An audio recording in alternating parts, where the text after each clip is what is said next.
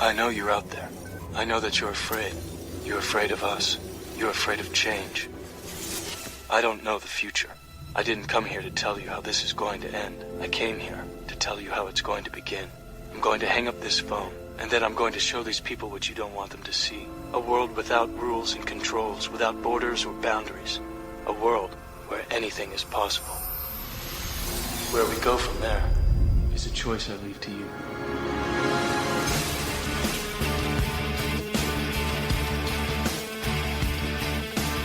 The KRISANNE Hall Show. Any varmint that crosses that lady's path has met its match.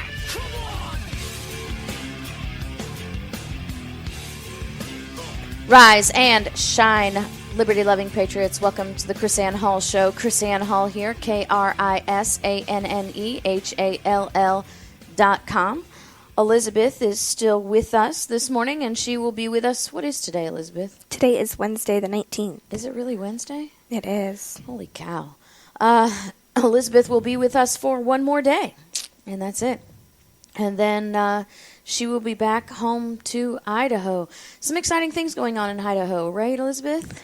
Yes, very much so. We've had some major wildfires through the county where I live, and they're mostly contained at this point, so I'm very thankful for that. Well, that's really good news, because the interesting thing is I've never seen anything about it in the media. Really? As I'm searching the news every single day to talk about things that are important on the KRISANNE Hall Show, and having spent the last 8 days with you, I knew what was going on in Idaho, never saw anything in the news or in the media about Idaho. As a matter of fact, this morning was the first time I saw the mention of wildfires by Reuters, and they didn't specifically mention Idaho. Wow. Well, we're just very important here, over-importance here being placed upon our presidential election has absolutely consumed everything that we do, and we completely ignoring the really, really important things that are going on in America. And, you know, this is day 2, Elizabeth, of my political awakening. Day 2 of the real understanding. You know, I have thought for a very long time and have realized for a very long time that the presidential elections are not as important. Let me put the qualifier there. Not as important as everybody thinks they are. Mm-hmm. And then my education continued, and I began to really understand how actual irrelevant our presidential election is to the correction of our constitutional deviations. You know, the fact that the federal government is not following the Constitution anymore, the fact that we have the president writing executive orders and making foreign deals. He's really very irrelevant to all of that, and I've come to understand that through my education, that he only does this because Congress lets him and because the states let him. Mm. You know something I realized this morning, Elizabeth? We don't have to pass any laws to take power away from the president. We don't have to create any constitutional amendments to limit the president in his power. Really? All that stuff's already there.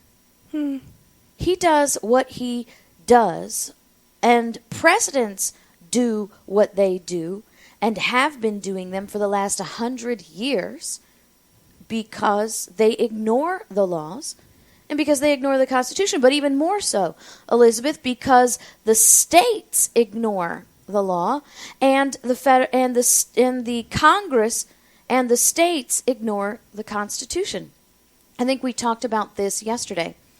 There are laws regarding naturalization of immigrants. There are laws that say you cannot entice, you cannot house, you cannot hire, you cannot hide, right. You can't transport an illegal immigrant. There are laws that say that. Right, okay. We don't have to make those laws. They're already there. But the fact that the executive branch ignores those laws and the states refuse to enforce those laws because of irrational fear or maybe ignorance, negligence, we have an executive branch that thinks that it can change and ignore the law and create amnesty. Do you know the government of Mexico thinks, this is what they admit to, they think that there are 30 million illegal immigrants in America from Mexico. Wow. Right now. 30 million. That's what Mexico is admitting to. 30 million illegal immigrants. We don't have to pass a new law. We don't have to create a constitutional amendment. We have to enforce the law and follow the Constitution. And it really is mind-boggling that we have the situation that we have today. And it's simply because we are lawless people. And the president, who that person may be, the occupant of the White House, has absolutely no power to act like this unless we allow them. Because the states have the power to rule and reign over the federal government when they violate the Constitution. That is a constitutional fact.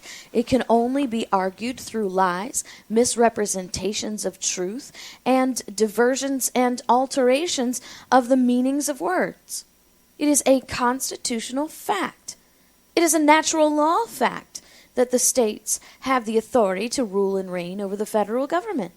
Because you see, the states created the federal government.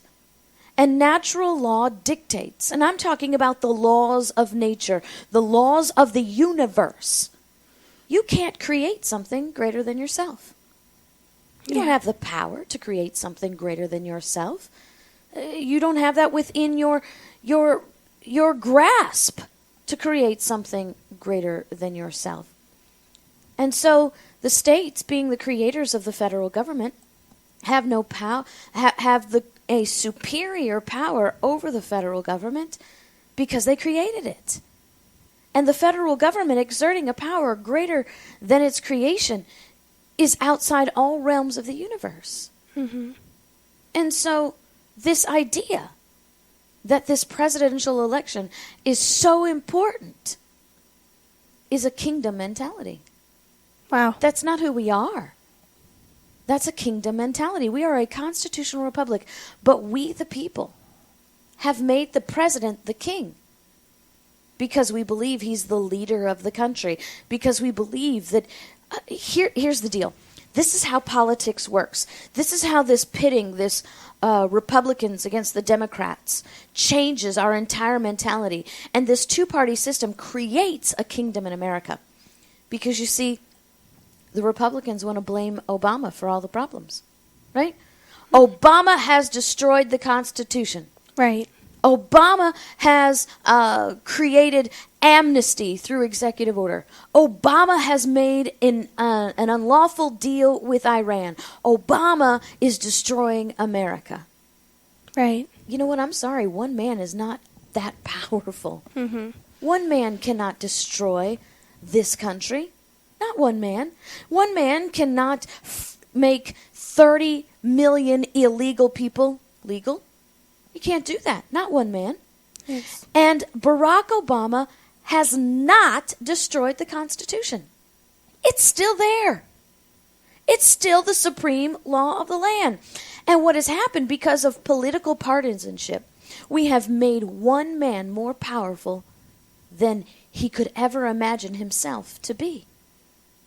Wow.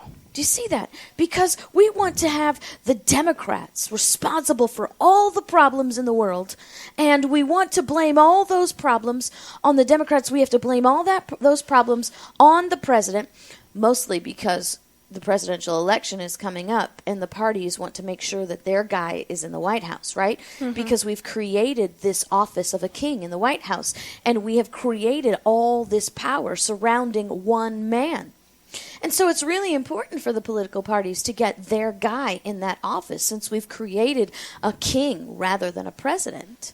So it's all just a competition. It is. It absolutely is. It's just a competition. It's nothing more than a political competition. But what's worse than that is that the people are being very grossly and sadly deceived over this. We are being deceived and brainwashed into believing that one man has all this power.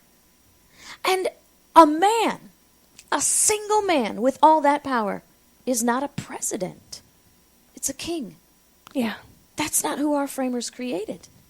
And we are sorely lacking in some real education here on the difference between a president and a king.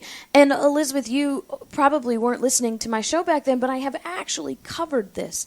And I think that we need to go over this again because on the radio show, we talked about the fact that there are 469 seats in the U.S. Congress, 34 Senate seats, 435 House seats are all up for election on November 8, 2016. Wow. So we are not just electing the president. There's so much more than that. We are electing 469 seats, and that's just the federal government. There are over 20,000 people that will be up for election across the United States on November 8, 2016. Wow. Over 20,000 people will be elected on November 8th, 2016, when you figure in all of the city council, county commission, school boards, sheriffs, state governments. When you figure in all those things, including the 469 seats, can you imagine 469 people? That's all we have up for election in the federal government. What if we created a sports competition and we pit 469 people? Let's put it this way. What if we pit 469 of the best athletes in America and said your opponent, 20,000 people? Who's going to win? 20,000 people. I mean, that's a no-brainer, right? Mm-hmm. So why are we so enamored with one guy? Right. I mean, if you take the most powerful athlete, the most talented person in the entire world, and say, okay, we're going to have an athletic competition, and you will now have this one person battling 20,000 people. Who's going to win? The people. The people. That's right. We are brainwashed people. This is a cult, and that's why we're being led down a kingdom path.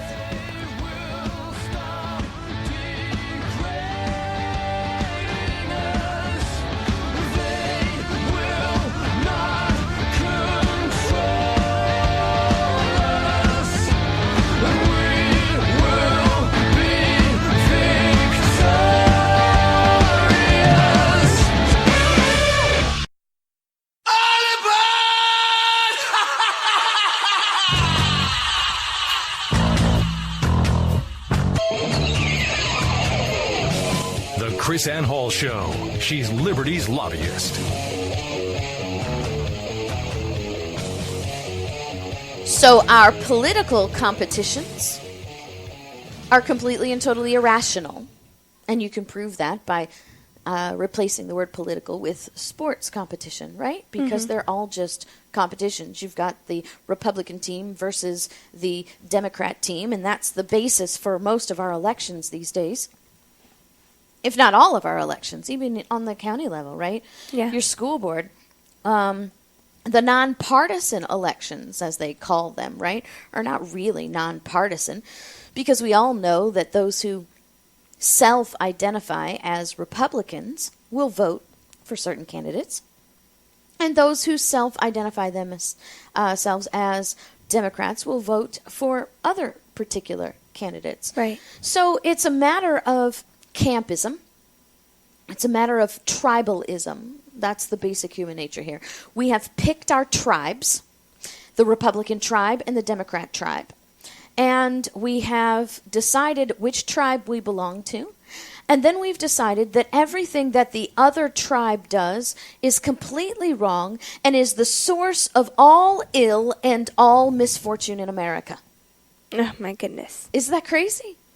That's cultism. Yeah. That is absolutely cultism. We have become members of cults, completely blinded by what's going on, and we think that one man destroyed the Constitution and one man is the most powerful person in the world. I had one person tell me that I'm completely irrational for saying that the presidential election is irrelevant. Because after all, what Barack Obama has done has destroyed the Constitution, and the actions that he takes make him one of the most powerful people in the world. I'm pretty sure that the Russians and Mr. Putin might have a different idea about who the most powerful person in the world is. Yeah. Right? And how are we to be so blinded by this cultism, by this tribalism, to think that one man is more important and more powerful than any other person in the world? As a matter of fact, Putin is the leader of Russia. There's probably no doubt in any Russian's mind who the leader of their country is. Not only that, by law, he is the leader of their country. Mm-hmm. Barack Obama is not the leader of America. Not by law, not by constitution, only by illusion and delusion is he the leader of America. Wow. And we want to, by delusion and illusion, make him the most powerful person in the world. I got bad news for people who think that Barack Obama destroyed the Constitution. That's been happening for 100 years. Well, longer than that, more slowly began in 1803, when the Supreme Court, in a Supreme Court opinion called Marbury versus Madison, declared themselves the supreme rulers of the universe. In 1803. And from that day, the Supreme Court has become increasingly more the oligarchy that rules over the people, increasing its power and through its opinion, diminishing the power of the people, of Congress, and of the states since 1803. In 1913, this country took a huge change. I don't know. I think it began probably its momentum with the Civil War, this war between it's not even really the war between the states. It was the federal government attacking a portion of the states of the United States of America. And this whole idea that the federal government can maintain the integrity of the Union through force changed a lot about the mentality of the people. We have forgotten that the Constitution is a contract, and a contract is a consensual agreement between people. Our framers did not make a contract that was perpetual, that they could never get out of. As a matter of fact, secession is an absolute right of any state. Once they feel that the contract has been violated, it's broken. There's nothing to hold them together. And they can leave the contract because the contract was created by consent. Really? Our framers could have forced us to have a union. We were begging George Washington to be king. We had full military force in the states before the creation of the Constitution. We could have forced the Union by force, and our framers elected not to do that, but to create a union by the consent of 3/4 of the states. You cannot consensually agree to something that never ever ends. Wow.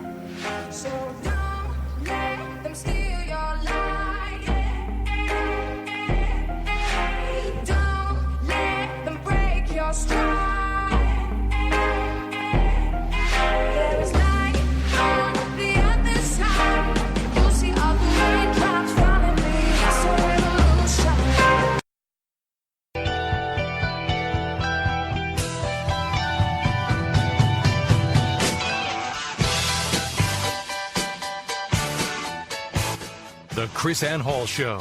She's Liberty's lobbyist.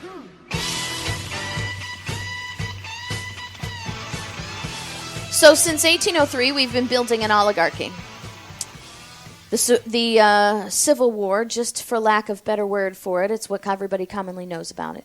Civil War created the supremacy of the federal government over the states. The creation is now greater than the creator, because the creation can now, by some warped sense of universal reality, the creation can force the creator to maintain the creation. That's what the Civil War did. The Civil War was the federal government forcing the states to maintain the Union beyond their consent. Maintaining the Union keeps the life of the creation. The creation held a gun to the Creator's head and said, "No, you will not dissolve me. I will stay." That's completely outside the realm of the universe. And then, after that, we hit 1913. And after World War I, the entire face of this country would be altered forever. We made constitutional amendments contrary to the intent of the Constitution. We made constitutional amendments that stole power from the states and altered and transformed, mutated the very nature of who our government is. The 16th Amendment. The 16th Amendment is one of the greatest abominations to the entire constitutional republic. The federal government was never supposed to have direct access into the people's lives. Never. Wow. Taxation was supposed to be collected through the states. The taxes needed to fund the federal government in their limited and defined activity was to be collected by the states through census. That's the whole purpose for the census. The census is to number the people within the states to determine the state's portion of the federal expenses. So if you live in a state that doesn't have a lot of people, you pay a smaller portion of the federal expenses than a state who has a large number of people. That makes sense, right? Yeah. Because you have fewer people, so you pay less of the expenses. Right. But when we ratified the 16th Amendment, and there's some real questions about whether that was truly ratified or not. We're not going to get into that today. But when we claimed the 16th Amendment was really ratified, and it's there now, so I'm not quite sure what we do about that. But when we ratified the 16th Amendment, we changed all that. We collect now taxes based on individual income. See, the taxes were supposed to be equally distributed based on census, on the population of the state, collected by the state. And now we collect for federal expenses from individual people, not out of equality, but out of inequality. There is no equal distribution of how we pay taxes anymore. It's an unequal distribution based on a progressive tax system which says you make more money, you pay more of the debt instead of the states. Now, did they do that just because the federal government wanted more money, or were they trying to pay the debt, or why? This is the real question, isn't it? When you look into the events of 1913, there was a very powerful political arm called the Progressives of 1912. Okay. Do you know Teddy Roosevelt was president of the United States? Right. Okay. Teddy Roosevelt was a Republican. Okay. After he left office, Teddy Roosevelt became the leader of the Progressives of 1912. Who perpetrated the biggest lies upon the American people. And the presidents and the Congress then convinced the people that in order to recoup a war debt, we had to impose a temporary income tax that was not supposed to be progressive. The original income tax was a flat tax that was not to be progressive. It was a tax on things, not on income, right? Okay. And so then we changed over the years to a tax on income based on a progressive income scale. But the point we're trying to make here is that these taxes were never supposed to be directly upon the people. Why? Because the states are the creators of the federal government. The states were responsible for funding the federal government because they created it. Mm-hmm. But not only that, they were the control of their creation. So if the federal government wanted money to do something they were not entitled to do, then guess what? the states would refuse to pay it. We're not going to pay you for an agency that manages our land. Mm-hmm. The power over the land and property of the people was reserved to the states. Why would we pay the federal government to exercise a power that belongs to us? No, that money to exercise power over the land is our money. We're not going to pay them our money. That's ridiculous. We can't do that. Absolutely.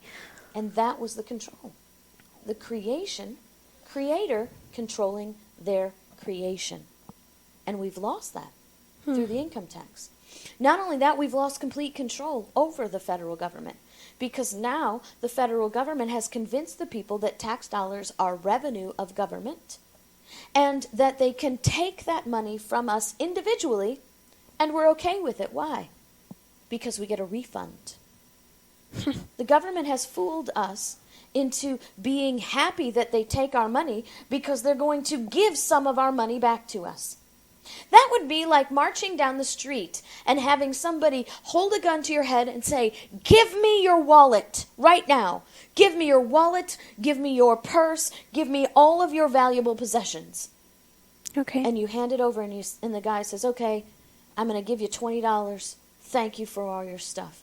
And you're like, "Woohoo! I just got $20 from the guy who robbed me."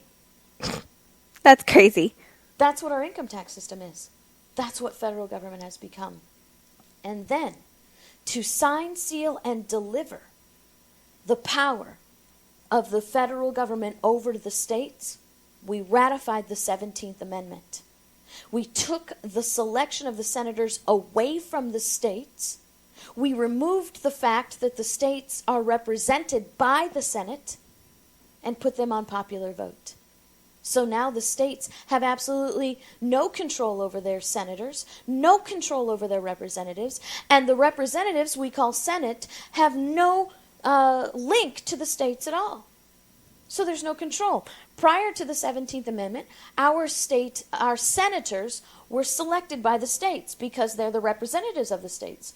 Wouldn't you want to maintain the selection over your House of Representative in your district? Mm-hmm. What happens if now all of a sudden representatives are elected by popular vote by everybody in the country?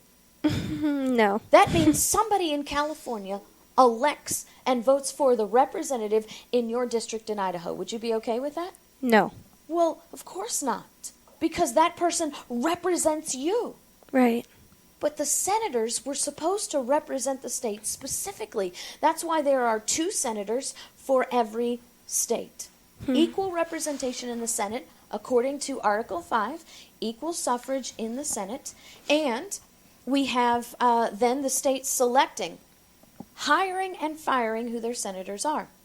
So, if the senator does not represent the state the way he's supposed to, the state had the power to immediately hire or fire him. That's it. Because they represent the states. Right. But in 1913, in the 17th Amendment, we ratified an amendment to the Constitution that took the representatives away from their states and made them representatives of every person. That means that every person in that state elects the senator, just like they do the district. So the senators do not represent the states, they represent the majority of the people. So that's when we started acting on the lie that we were a democracy. That's right. That's absolutely right. We've been moving towards the democracy since the Civil War, when the federal government determined that it was superior to its creator. Right. And we signed and sealed that with the 16th Amendment and the 17th Amendments. Wow. And here we are today. You wonder why we believe that the president is the supreme ruler of the country, the leader of America. Because for over 100 years, we've been brainwashing our people into believing that the federal government is superior to the states and that the states have no power over their creation. We have created a kingdom. And this whole idea, this complete infatuation over the king's power, leads us to where we have absolutely nothing else to talk about but presidential elections. This is day 2 of the real political awakening, realizing that there are 20,000 people up for over 20,000 people up for election on November 8th, 2016, and all we can do is talk about 2 people. Day number 2. So we brought this out yesterday, okay? Yeah. So everybody here who listens to this show, every member of the Liberty First Brigade that listens to this show, and every person who follows on Facebook knows now that this whole presidential election is completely an illusion. And day number 2, you will still find no mention, not a single piece of media talking about the 469 seats that are open. I scoured the news. There's not a single story on one person on the 469 seats that are up. 34 Senate seats, 435 House seats. Not a single mention. Not a single mention of the other 20,000 people who are up for election in November 8th, 2016. Not a single mention. Because we are brainwashed into a kingdom mentality. And you know what? We're not even electing a president anymore. We're coronating a king. This is what happens in places that actually have kings, right? They completely consumed by the coronation of the king. They will spend months planning the coronation of the king. We're going to spend 15 months. We're going to spend 15 months planning the coronation of the King of America. We may have a queen this time. Who knows? But Wow. That's who we've become. We have transmuted, not by law, not by fact, because the Constitution still is the supreme law of the land, but by delusion, illusion, and negligence. Wow. We have become a kingdom. And it's about time we wake up, don't you think, Elizabeth? Absolutely. My right to tote the weapon of my choice. Don't censor my voice. Hate me if you won't, or love me if you can. If the truth is what you want, then you found your man. I ain't backing down, I ain't backing up. If you think like I think, then crank it on up. I won't back up, I don't back down. I've been raised up to stand my ground. Take my job, but not my guns. Tax my check till I ain't got none, except for the good Lord up above. I answer to no one.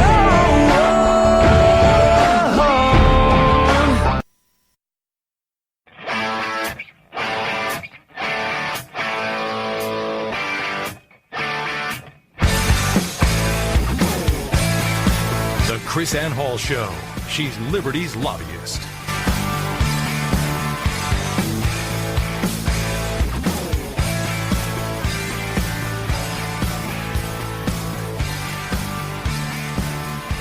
You know, our president is limited in his power. Absolutely. He is infinitely more limited than Congress. I mean, Congress has an enormous amount of power. They have the power of the purse, and they can do all kinds of things. And our framers said that they put the president underneath the power of Congress so he would not become a king. The president is not the commander-in-chief indefinitely. The president is only the commander-in-chief of the military when there is a formal declaration of war. Listen to this, a very important framer. I'm not going to tell you who he is, because when I tell people who he is, people are going to be like, no way, right? So this founder says, the president is to be the commander-in-chief of the Army and Navy of the United States. In this respect, his authority will be nominally the same with that of the King of Great Britain, but in substance much inferior to it. Why will he be inferior to the king? Because his power over the Navy and the Army will amount to nothing more than supreme command and direction of the military and naval forces as first general and admiral of the Union. The British king extends to declaring war, raising and regulating fleets and armies. Declaring war, according to our framers, raising the military, regulating the military, are all powers which are reserved to the legislature. So if we are not under a formal declaration of war, it is completely unconstitutional for the president to send troops anywhere.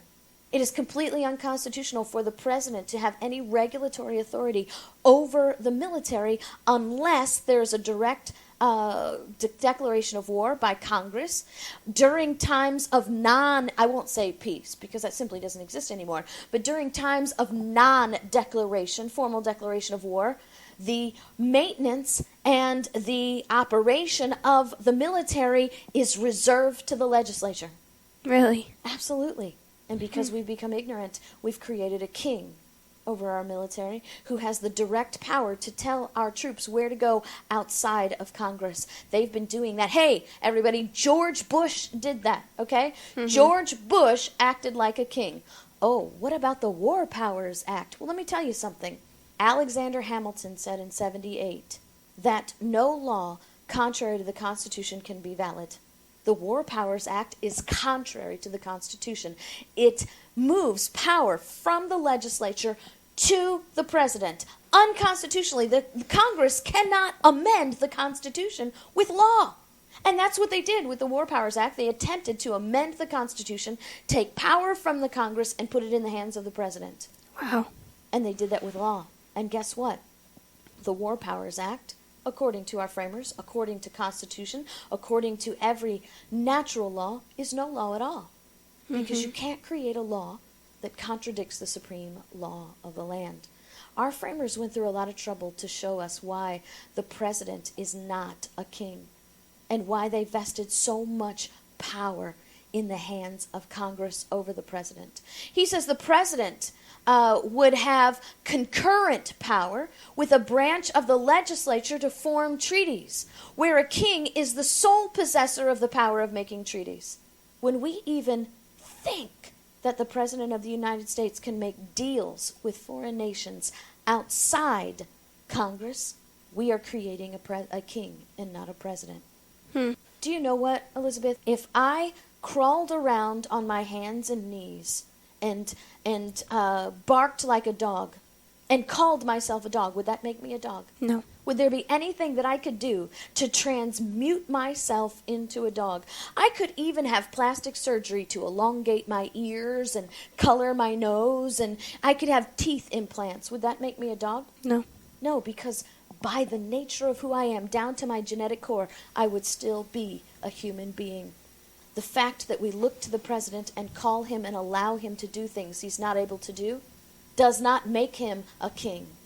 But our negligence to secure his limited power, our actions make him think and everybody else around us think that he's king. We need a revolution of the mind, Elizabeth. We need to change the way America thinks about their Constitution so that we can be a constitutional republic again. Amen to that. God bless, everybody. See you tomorrow.